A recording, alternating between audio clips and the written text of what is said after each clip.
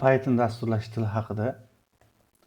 Python yoki Python deb talaffuz qilinadigan dasturlash tili yuqori darajadagi dasturlash tili hisoblanadi.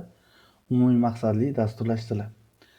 Guido van Rossum tomonidan 91-yilda yaratilgan, o'qilishi va yozilishi juda oson, juda ko'p sohalarda ishlatiladi.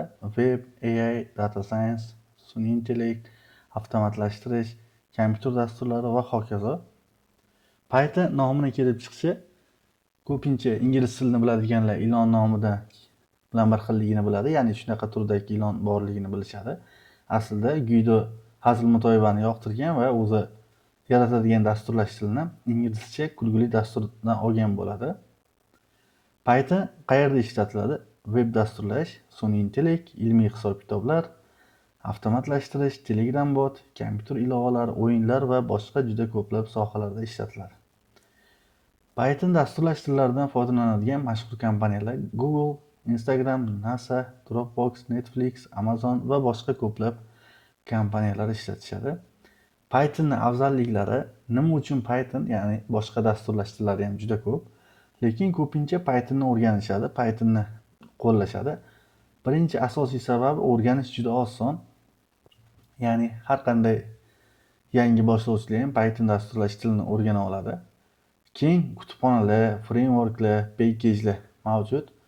Katta hamjamiyat mavjud, ya'ni Pythonni qo'llab-quvvatlaydiganlar, Pythondan foydalanadiganlar, community hamjamiyatlari mavjud bo'lib, u yerda o'zlarining bilimlarini ulashishadi, savollarga javob berishadi va qo'shimcha yangi kutubxonalar yaratishadi. Har qanday platformada ishlaydi. Biz xohlaganimizdek Windowsda ishlashi mumkin, Linuxda, macOSda va hattoki Android telefonlarda ham ishlatishingiz mumkin bo'ladi. Yana Python afzalliklaridan biri juda ko'p sohalarda qo'llaniladi. Python boshqa dasturlash tillariga nisbatan oxirgi paytda juda tez mashhur bo'lib bormoqda.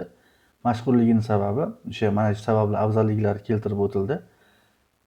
Kodlarni juda sodda, oson yo'l bilan yozsa bo'ladi. Masalan, Java dasturlash tilida yoziladigan 8-10 qatorli kodni Pythonda 2 qatorda yozib hal qilib qo'yish mumkin bo'ladi. Pythonni turli sohalarda qo'llaniladi dedik.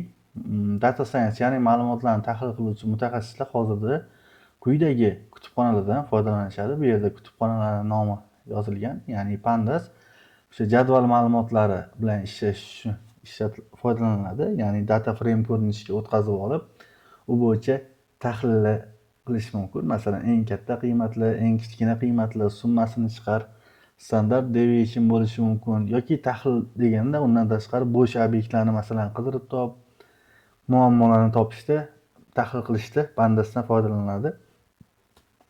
NumPy esa sonli massivlar bilan ishlash uchun kerak. Pythonning o'zida ham boshqa dasturlar kabi arraylar mavjud, ya'ni massivlar. NumPy esa xuddi shu massivlardan 10-100 barobar tezroq tahlil qilish uchun ishlatiladi. Matplotlib va Seaborn kabi kutubxonalar esa ma'lumotlarni vizualizatsiya qilish uchun, grafiklar chiqarish, chartlar chiqarish uchun kerak bo'ladi. OpenPy Excel esa Excel fayllarni o'qish yozish uchun ishlatiladi. AI va machine learning, ya'ni sun'iy intellekt va mashina ta'limi uchun Scikit-learn bor, TensorFlow, PyTorch bor, Keras, XGBoostlar bor. Bular eng mashhurlari. Bundan tashqari yana juda ko'p kutubxonalar mavjud. Bu yerda eng keraklari ko'rsatilgan. Scikit-learn asosiy machine learning modellari uchun, TensorFlow bilan PyTorch chuqur o'rganish, ya'ni deep learning uchun, Keras neyron tarmoqlarni yaratish uchun, XGBoost kuchli machine learning modelini bilan ishlash uchun kerak bo'ladi. Python web dasturlashda ham qo'llaniladi. Django, Flask, Fast API kabi frameworklar yordamida veb-saytlarni backend qismi, mikroservislar yaratish mumkin bo'ladi. Bularning ichida Django kuchli va xavfsiz web framework, o'zi komplekt, hamma narsasi o'zining ichida keladi. Flask yengil, tezkor, minimalistik framework hisoblanadi. Fast API ham xuddi shunaqa, faqat bunda asinxron ishlaydi. Telegram botlar yoki biror bir jarayonni avtomatlashtirish uchun ham Python kutubxonalari, frameworklari mavjud. Python Telegram botlar yaratish uchun ishlatiladi. Undan tashqari juda ko'p Python Telegram bot kutubxonalar mavjud.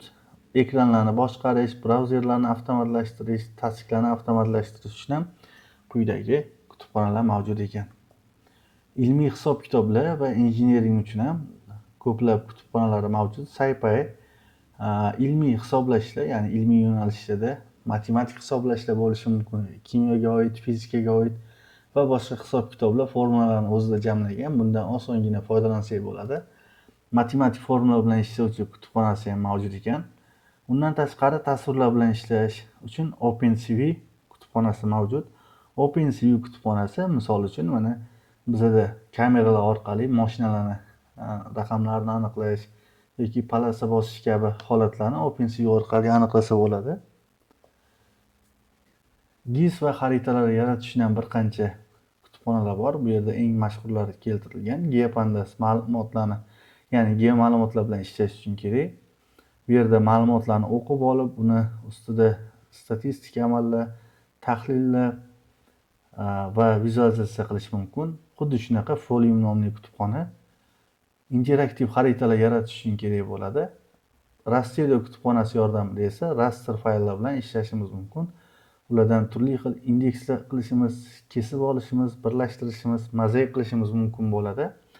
Shapely esa geometrik obyektlar bilan ishlaydigan kutubxona. Bunda masalan maydonni hisoblashimiz, uzunligini, sentroidini hisoblashimiz mumkin. Boshqa koordinat tizimiga konvertatsiya qilish kabi amallarni bajaradi.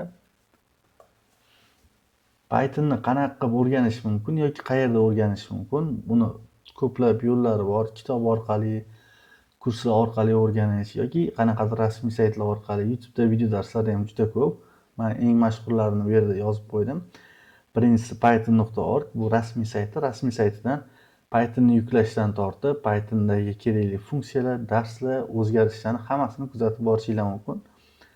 learnpython.org saytida esa qisqa qilib Python asoslarini ko'rsatib bergan. w3schools.com saytida Python bo'limida ham juda katta miqdorda darslar bor. python.sariq.devda esa o'zbek tilidagi Python bo'yicha darslarni, ma'lumotlarni ko'rishingiz mumkin bo'ladi.